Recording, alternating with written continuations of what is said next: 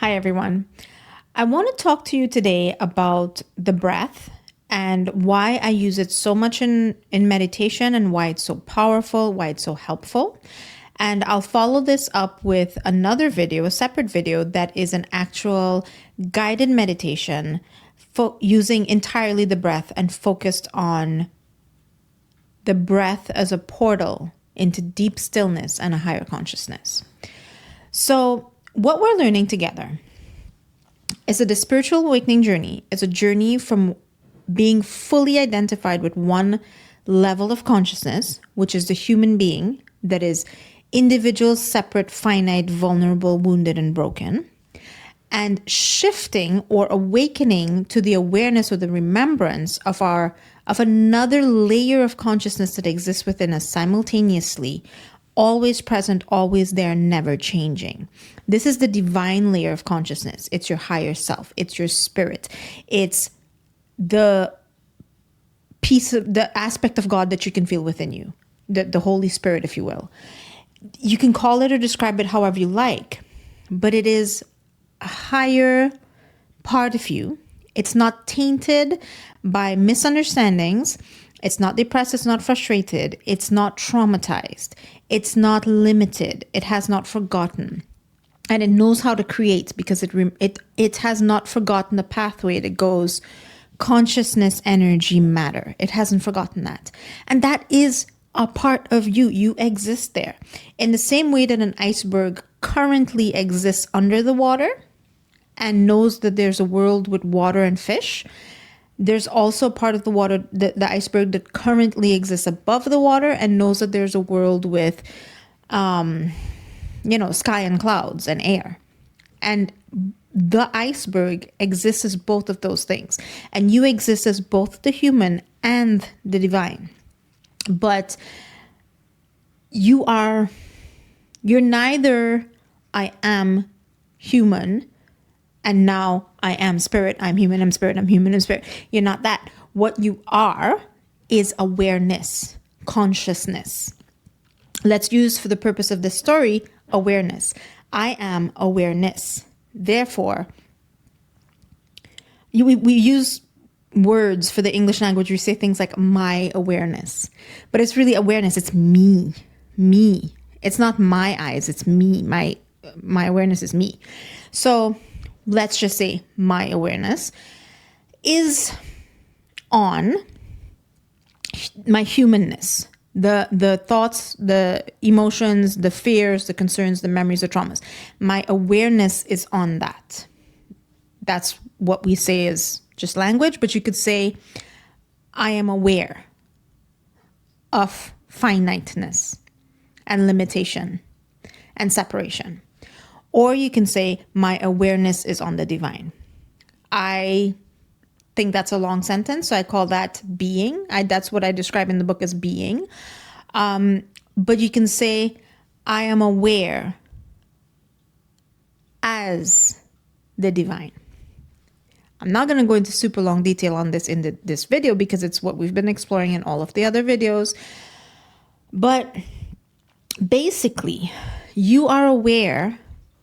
You could be aware as your higher self.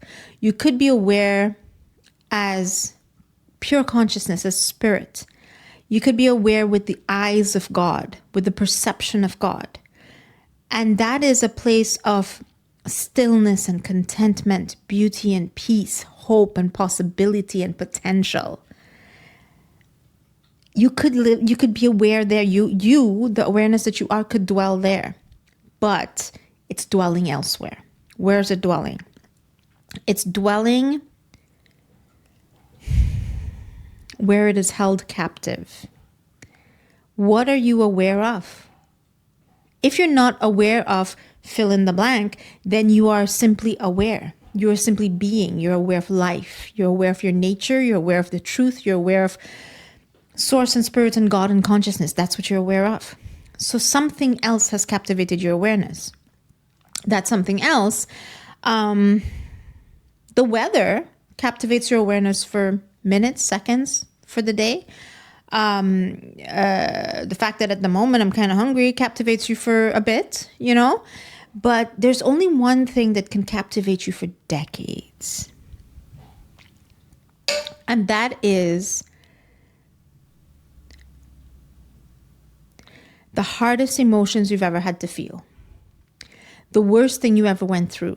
The worst sense of fear, of aloneness, of separation, of being exposed and vulnerable, being helpless. Basically, the experience that is the opposite of your divinity.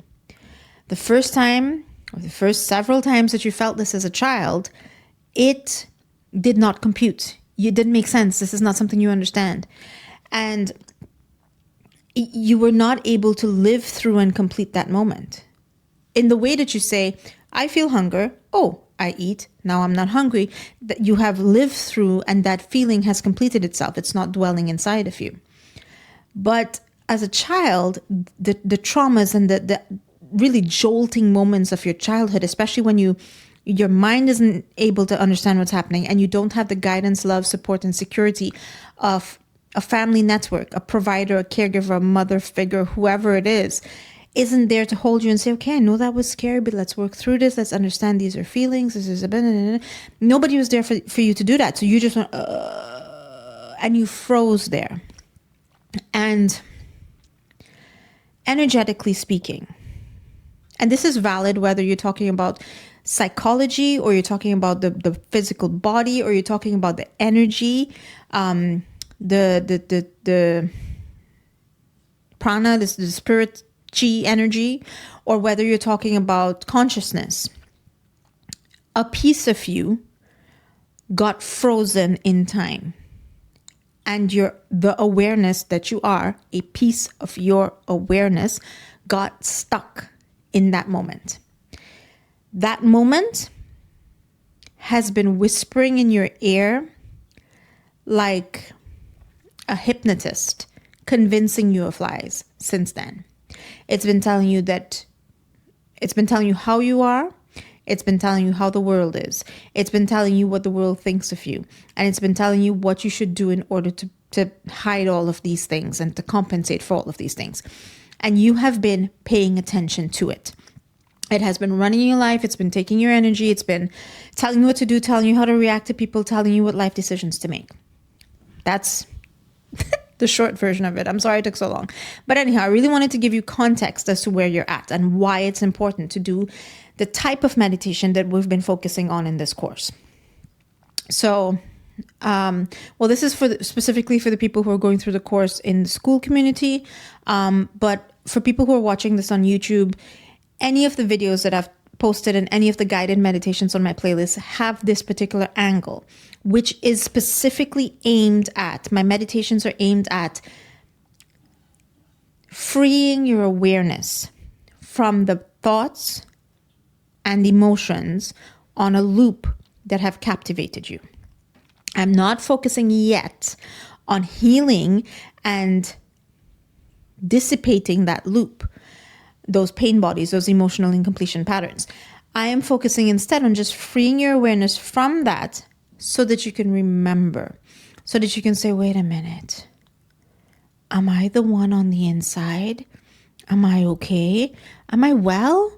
Am I divine? Am I guided and protected and eternal? Oh, crap, I forgot that. Because when you do that, that fixes the loop that's been holding you captive. That is fixing the root cause of the problem that you suffer from. You suffer from the symptoms. But when you let your meditation bring you back into the experience of awareness of yourself, of the self,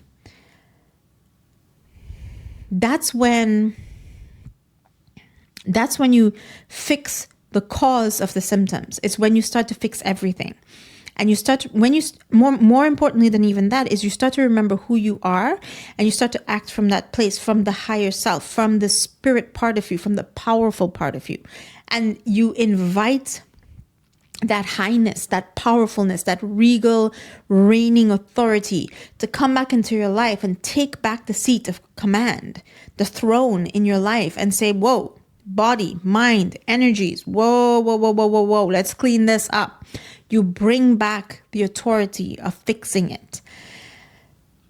The self is the healer, and the healing is the process of allowing the self. So, your awareness is captivated by thoughts. These thoughts are deeply attractive because of the emotions that are in them. So how do you free your awareness from something that is so mesmerizing it has mesmerized you for decades? What could possibly be more interesting than the layer of your consciousness that is constantly talking to you?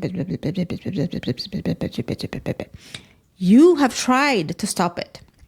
Whether it's negativity or sadness or frustration or the voice that prevents you from going to sleep, guilt or fear or a sense of injustice, whatever it is, the scenarios, you try to stop it. What do?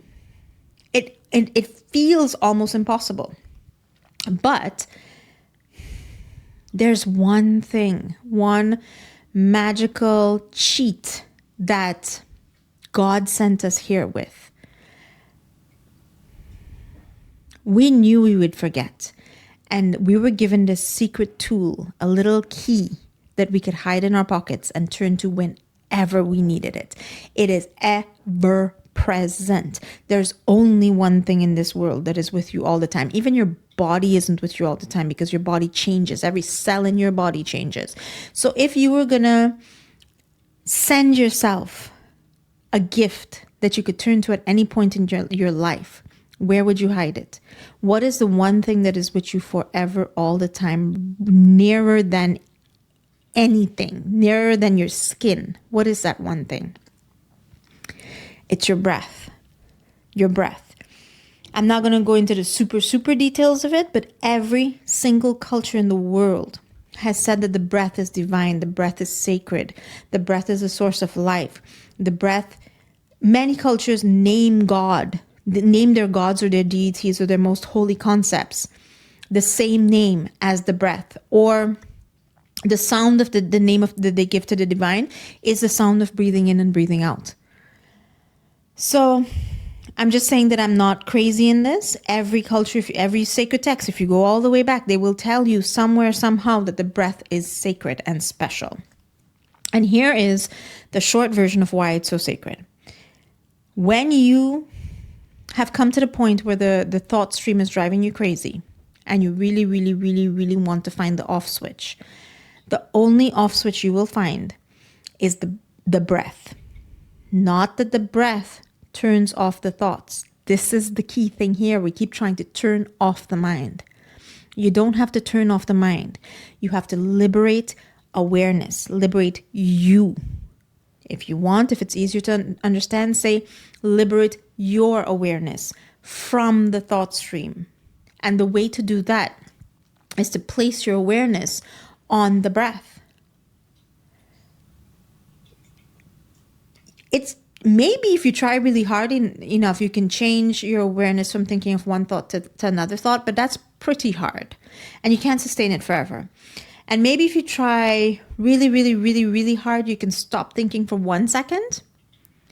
But what you can do is you can say, I will focus on the breath. I will watch the breath. I will listen to the sound of the breath. I will feel the motion of the breath. I will feel the air in the breath. And I will be aware only of the breath. And boom, you cannot. Here's what I consider to be one of the 2 or 3 greatest secrets in the world. Definitely number 1. You cannot place all of your awareness on your breath and think a thought at the same time. And there was a time when, to me, that was the greatest relief in the world, because another thought would break me. I just couldn't. I needed it to stop. And of course you can't sustain it and it's not 100% of the time. You go breath, thought, breath, thought. More or less in this moment, breath, there is silence, there is peace. And what you're doing, it's powerful on many levels. Essentially, you're remembering that you are awareness. That awareness has a muscle that you can lift it off of the thought and of the thought stream, the mind, and let it go. You can, first you lift it off of the thought stream and then you place it on the breath process. You watch it in and out, in and out. And what that does, like a person who's been paralyzed for decades and suddenly there's a magical medical cure that fixes their legs, and then the doctor says, okay, move your leg, and the person goes, well, I don't know what that means. I move my leg with what? And the doctor says, there's a muscle. Your leg has a muscle. Move the muscle. And you go, I don't know how to do that. Move the muscle. I don't know. In the same way, you didn't know that your awareness was stuck. You didn't know how to move your awareness. You didn't know the muscle called I move my awareness. But that simple act of moving from the breath from the thought stream to the breath reminds you, awareness, move. Okay, I got it. And eventually, when you sit with that breath, you start, many things happen, and I'll try to keep it brief. First, you start to feel energy, with not just oxygen, energy, subtle energy. And you start to realize that there's another aspect of your being, another aspect of the world called energy. And you can feel your energy body. You can sense energy. You can have stillness from the thought stream. You can remember that you are awareness and that you can move awareness. And that makes you able to move your awareness off of the thought stream when you need it. You can experience stillness, and in that stillness there is bliss, there's peace, love, and joy. Check out the other videos, check out my meditation playlist, check out the book I wrote on how this works. But the other thing that happens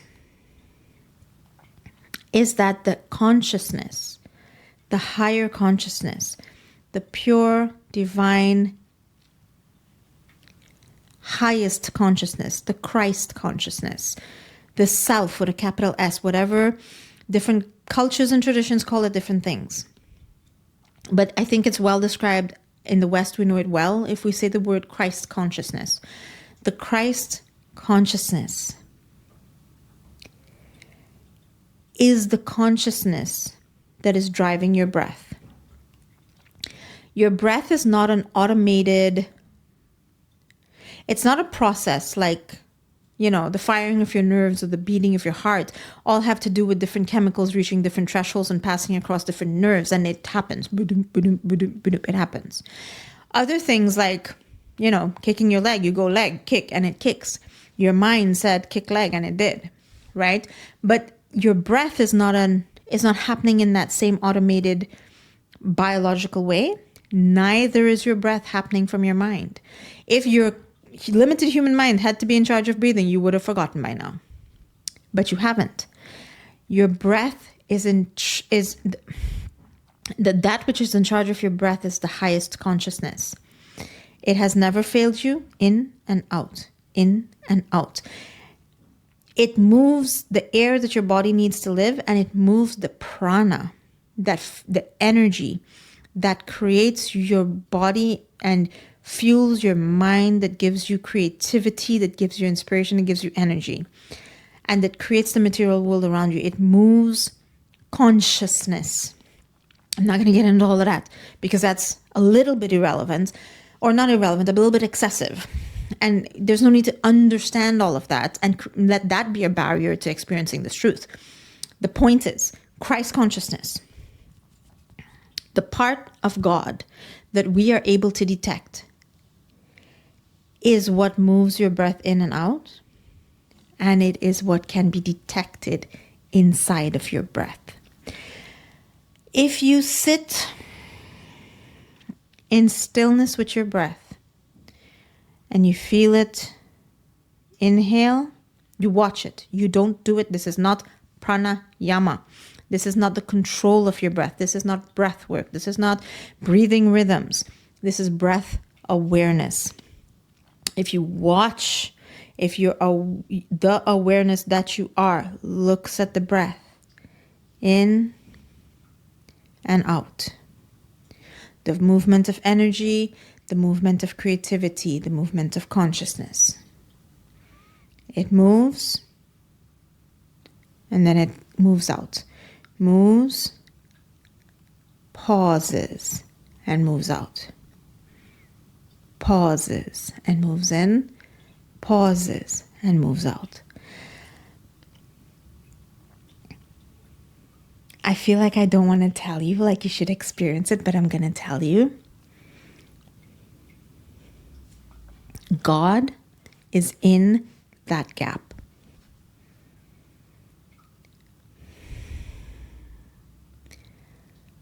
The peace, the power,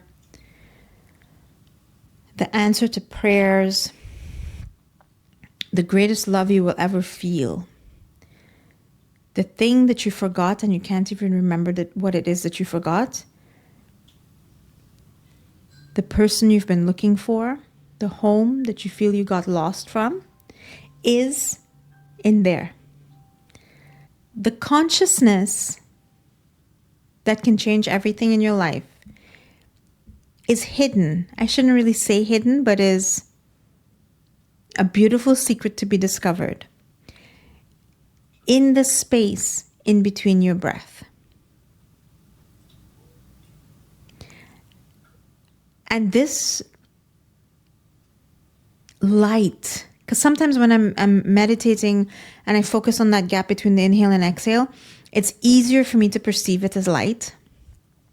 So I look at it as light and I see it spreading as light, and then I see myself dissolving into this light. This light wants to shine through you. You are the lamp to this light. You are what brings this light into the world. This light wants to glow through every cell of your body. It wants to glow through your mind. It wants to glow through your relationships. It wants to glow through the projects that you engage in and the things that you build and even the wealth that you create and the food that you eat. It wants to infuse your entire life. And when it does, life is good. Life is as it was supposed to be.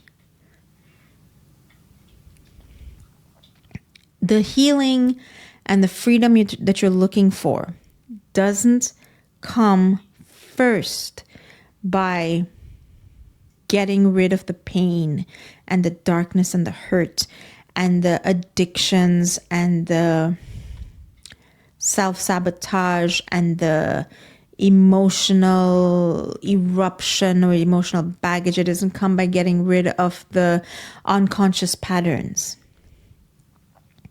You don't try to blow the darkness out of a room. You turn on the light and the darkness goes away. The healing and transformation that you're looking for comes from allowing that light. Don't think you create it or make it or bring it or grow it. You simply allow it. You surrender into it and you let it come into your life and you let it fix everything for you. So this was my explanation as to why my approach to the meditations that I teach are all about reclaiming your awareness from the thought stream of the mind and letting the consciousness that is within you shine through you and come out in your life and heal you from the inside out. And I use the simplest, most direct, most powerful method in the world. This was described in ancient texts from India that are possibly 5,000 years old or more. I don't know. And it is a simple act of breath awareness, not breath control, breath awareness. And from that, if you're with me on the school group right now, what we're doing is a simple challenge of, hey, what would 10 minutes a day of this breath awareness look like? And would it be able to change your life? And, well, we'll let you know at the end of this week.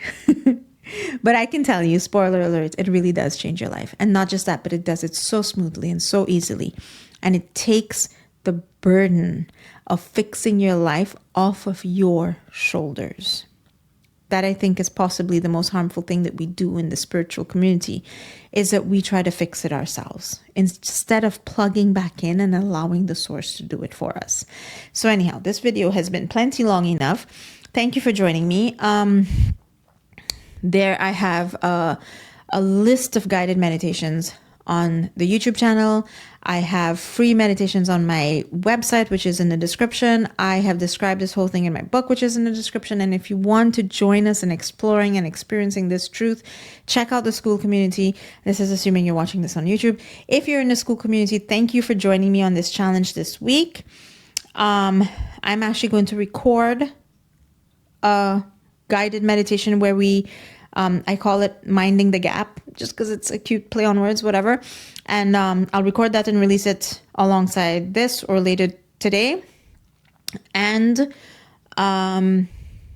next week we're just going to learn how this space is what Eckhart Tolle calls transmutation, or what I sometimes refer to as energy alchemy. It's a space in which the distorted energies or darkness or shadows or whatever, you bring the shadow to the light and the light makes it go poof.